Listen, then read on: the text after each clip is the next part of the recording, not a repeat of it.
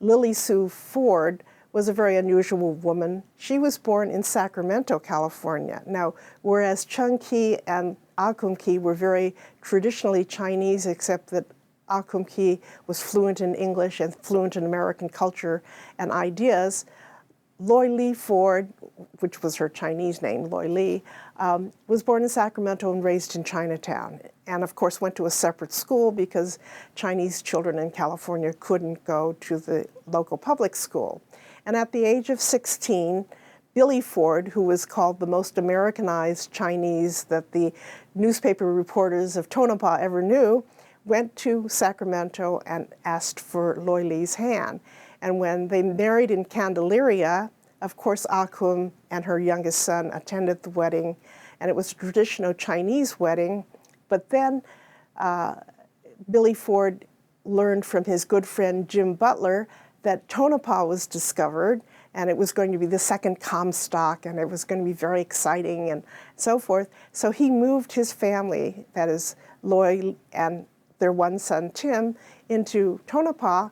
And there she met the vice president of the Arizona Mining Company, a very impressive and important man in Tonopah. And he said, "You're just like a flower, and your name should be Lilly Sue." So her name was Lilly Sue Ford now. And she and her husband Billy decided that all the children should have American names.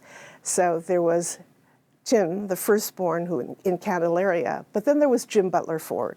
And it goes down the line, you know, Bessie, because I couldn't say Betsy Ross Ford. And the youngest son was George Washington Ford, who became the choreographer, martial artist for the original TV series Kung Fu starring David Carradine. He was the first choreographer for that.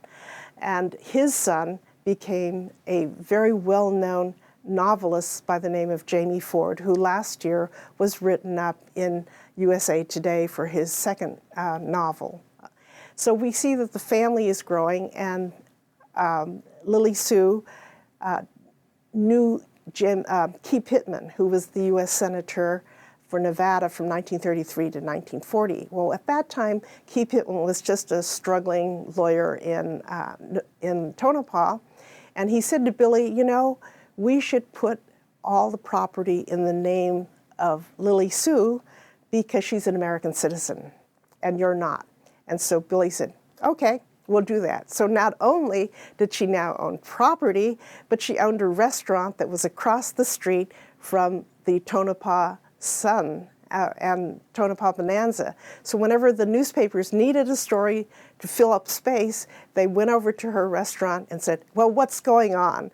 And as a result, every child born to Billy and Lilly Sue were a newspaper article in one of the newspapers. So we knew when all of the children were born and what they were doing and so forth. And Billy and Lilly Sue became very famous in that small community. And you could do this in this small town because there weren't a lot of Chinese women. You had to interact with the larger community. She began to know other people, especially prominent people, because her husband was so Americanized in the community.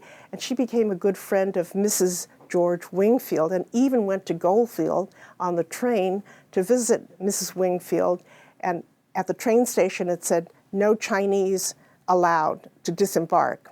Mrs. Wingfield came running up and said, this is my friend, and she's coming to visit me. And this is how Lilly Sue Ford got to see what Goldfield looked like.